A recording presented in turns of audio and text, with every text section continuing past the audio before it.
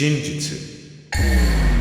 A myriad of powers accessible to gods only. Divine techniques capable of changing the fabric of space, time, and everything as we know it. These are abilities that cannot be learned by ordinary shinobi, not even legendary shinobi, but attained by carrying the blood of the godlike clan known as the Otsutsukis. The concept of Shinjutsu has somewhat been in Naruto, but were actually introduced in the 75th chapter of Boruto Naruto Next Generations, described by Amado Sanzu as godlike abilities equivalent to divine miracles. Shinjutsus are the originator of its pale imitation that we have known since the beginning of Naruto, ninjutsu. But there are only a few known Shinjutsu. However, just having one of these guarantees the user sure victory in any battle. The power to see the past and the present from anywhere in the world, the power to see the future, the power of resurrection, and much more. The range of Shinjutsu and their uses vary from unbelievably powerful combat techniques to omnipresent visions to literally reality warping. They are used by Otsutsuki and modified humans, but accessibility varies from person and nature of Shinjutsu. So, without wasting any time, let's get into it. But before we get into explaining all Shinjutsu known in Boruto, I would ask that you like this video, please, considering what happened to the channel. Leave your thoughts in the comments below on your opinion on Shinjutsus, and please subscribe. Considering what previously happened to the main channel, I would kindly ask that you subscribe to this channel, because keyword, I'm trying to get back to 1K. Please subscribe. Now let's get into the video. Daikokuten and Sukuna Hikuna. Hakuna Matata. The Shinjutsu of Isshiki Otsutsuki. This is a combat-based Shinjutsu that allows its user to shrink any object and himself. This is Sukuna Hikuna. And then also the capability to keep anything, which can be normal size or shrunken down, in a dimension where time doesn't flow. This is Daikokuten. The only known users are Jigen or Isshiki and Kawaki. Isshiki was probably born with it or attained it by eating as much chakra fruits you can get to attain it, but Kawaki got it through Isshiki by the process of the karma, another Shinjutsu. The only drawbacks of this technique is that you can't shrink living things and that it takes a lot of chakra to utilize. Isshiki had a lot of chakra considering he is a pure-blooded Otsutsuki, but Kawaki could only maintain it for a while, even though he also became an Otsutsuki. We see it being first used by Jigen during the Naruto and Sasuke vs Jigen battle, where he shrinks himself multiple times and summons shrunken and large rods from Daikokuten. And then we also see it used in Jigen and then Ishiki's battle with Koji, where he shrinks and reuses pillars that held up the plane they were fighting in. And then also in the battle against Isshiki, Naruto, and Sasuke, and Boruto once again, he pulls out blocks which can be used offensively and also as a chakra detecting jammer. As Kawaki awakens the power of Isshiki, he does the exact same thing with the Shinjutsu, summoning throwing rods, cubes, and pillars in his battle with Borushiki, Boruto, and Shinjus. Essentially, Sukuna Hikuna shrinks non-living objects, jutsus, and the user itself, and Daikokuten stores objects and jutsus, usually shrunken, inside said dimension. It can also store people, as we've seen this done to Naruto and Hinata by Kawaki, and also an attempted sealing of Boruto by Kawaki. By the way, all of this is done using the dojutsu, which the fanbase has dubbed the Kokugan. It doesn't have an official name. A visual description of this dojutsu, the Kokugan, would be that it has 8 yellow spokes facing inward, as opposed to Sakura's Mangekyou Sharingan having 8 black spokes that face outward. Pretty sure you get that explanation. It might seem like it has some special correlation, but for now, it's just a coincidence. For now. Second, we have Claw Marks, a Shinjutsu native to the Shinjus and Code. This Shinjutsu is a combative and transportive ability, whereas the user can practically mark a place they visited before and therefore go back to that place via the Claw Marks. It works very similar to the Flying Raijin Jutsu, but this can move from one dimension to another. It's usually used in combat by creating claw marks on your opponent and then slashing or attacking through sending your arms or any offensive through these claw marks. The only known weakness of this technique is literally any Sukuna Hikuna user. Shrinking these claw marks are the only way to counter them. They cannot be absorbed because they are created by chakra and the iron in the blood of the user, therefore making it a physical phenomenon.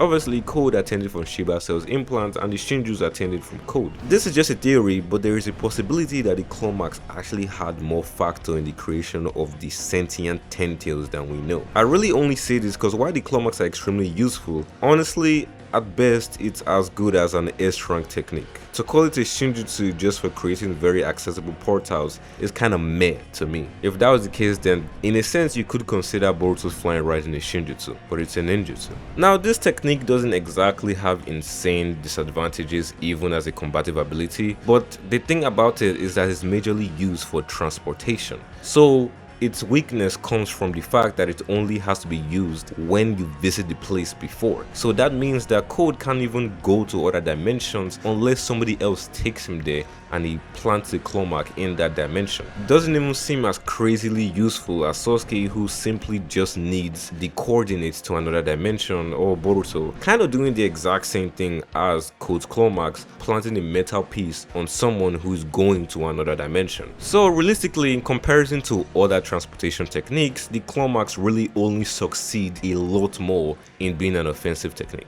Number 3, Reflection Shinjutsu, aka Full Counter of God. This Shinjutsu is a fully combative technique whereas the user reflects any and every malicious intent back to the enemy. The only known wielder is Daemon, and I guess you could say Shibai, but we're not trying to include him in this conversation. It usually depends on certain factors, but the end result is the same. We see him use this technique against Boruto's guards, Kawaki, and then Kawaki again, and the most known encounter was against Code. I doubt I need to talk about that in detail. Now this technique usually seems difficult to explain because there are times where the factors don't apply and yet Daemon can still reflect attacks, especially considering the recent chapter that just dropped. It does seem like certain features like Daemon's palms have more of a secondary purpose. This Shinjutsu works as a passive defense and an active offense. While Daemon's hands are required to be touching someone in order for physical attacks and intent to be reflected, it functions automatically for intention to harm. At least that's what it seems like. So action requires touch but intent doesn't. It's only automatic when he's not touching anyone. Now obviously the only weakness is that the actions can get to Daemon as long as he's not touching someone with his palms. But like I said, this doesn't really apply as a weakness because we've seen him reflect actions or even intent while he's not touching anyone. Now the only way I could say the use of his palms are justified is that it's mostly to transfer the ability to another person. Every time Daemon is touching another person, his ability also applies to the person he's touching. So is that the palms are mostly for when he's touching someone to protect that someone, which is usually Ada or anybody else that he wants to protect. Yes, as you can tell, this is one of the most difficult Shinjutsus to explain. All you need to know is that this Shinjutsu enables the user to reflect any intent to harm. In number 4, we got the Senrigan, a dojutsu only known to Ada, Daemon's sister. Now the Senrigan, as far as we know, only serves two functions: the power to see anywhere in the world in the present and in the past, only to her birth. Yeah, it's pretty insane. According to Ada herself, it's like having access to all surveillance cameras across the world. No drawbacks, nothing. Now this ability only resides in her left eye and it's unclear if she requires a lot of chakra to use it, but then again this is a Shinjutsu, so it most likely does. As you could determine, most of this eye's ability is only useful in gathering information. Ada is practically the world archive, more accurately the modern world archive. Throughout her stay in Konoha, the Senrigan has practically served as a way to easily gain info, when she feels like it at least. The only current disadvantage to Ada's Senrigan is this pedophile. In fact, that's the only reason why she doesn't use it all the time, because he can see through her eyes, well, at least only when spying on him. We see this used when she freakishly watches Kawaki within the village, and then she also uses it again to freakishly watch Kawaki, and then again to watch Kawaki and Boruto fight, and then again to watch Kawaki in other situations. Yeah, she's kind of a freak. If we're being honest, she probably uses it a lot in the past 3 years. Yeah, she's starting to use it on Boruto too. You can see where that's going. And then we move on to the Art of Resurrection, the Karma. Now, for those who know, I made a video addressing the karma a year ago, so go check it out. It's not an outdated video, so it's on the channel here. Please go check it out. Thank you. Prescience, the Shinjutsu to see the future. Now, this divine technique is wielded by the clone of the fallen legendary Sannin, Kashin Koji. Awakened at the brink of death at the hands of Isshiki Otsutsuki, Koji from the dormant Shibai cells within his body gained the semi-innate ability to view possibilities of the future in the form of scenes. While this technique isn't exactly used directly for combative purposes, it can be used to attain them. Koji accesses future information, therefore he doesn't just see end of the world possibilities and way to prevent them, he also sees jutsus and powers that were created years before the inception of these jutsus. That's how Boruto learned various techniques he now uses, confirmed the interdimensional flying Raijin, and possibly many others. Inojin's mind transmission formation, Sumire's technology on Boruto's sword, which is still yet to be utilized, and many more to come. The risk of knowing the future through this Shinjutsu means that the more people you tell, the more the future becomes unstable and unpredictable. Therefore, Koji tries to limit the amount of singularities, which are the people that know of the future, to prevent this outcome. Also, this technique seems to not be innate. Koji can't access it whenever. It's a random vision that seems to usually occur when a major event is occurring. And now for the most broken Shinjutsu known to man, we have Omnipotence.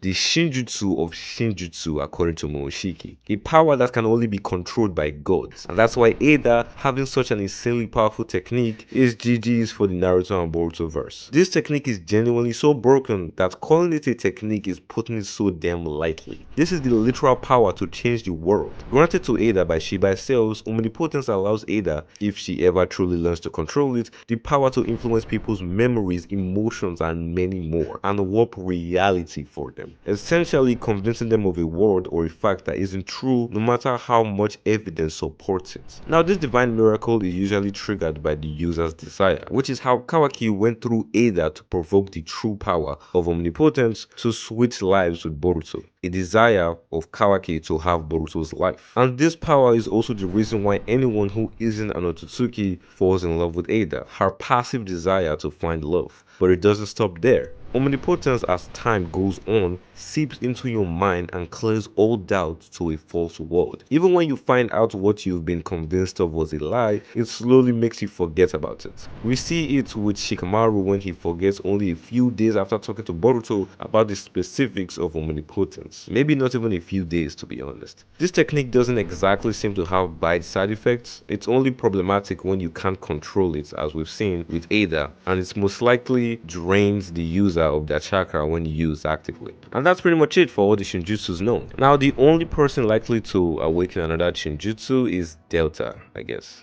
Honorable mentions: Aminominaka, Kamui, Infinite Tsukiyomi, Izanagi, Planetary Devastation, and Shion's Dojutsu, which is pretty much the OG Prescience. For all Otsutsukis that seem like they don't have Shinjutsus, Kaguya has the Infinite Tsukiyomi and Aminominaka. Momoshiki has the Byakugan Future Sight and Time Stoppage. And then Kishiki, the ability to create any weapons, which I guess that doesn't need to be a Shinjutsu. And then Urashiki has his Time Rinnegan. And that's pretty much it for all known Shinjutsus explained. Thank you guys for watching this video. Please leave a like on this video and leave your thoughts in the comments below on what you think about the Shinjutsus. And please, considering what happened to the previous channel, subscribe to this channel. We're trying to get back to 1,000 subscribers. I'm really hoping we can do that at least by the end of a few months. Thank you guys for watching this video. Please, please, please subscribe to this channel. And I'll see you on the next video.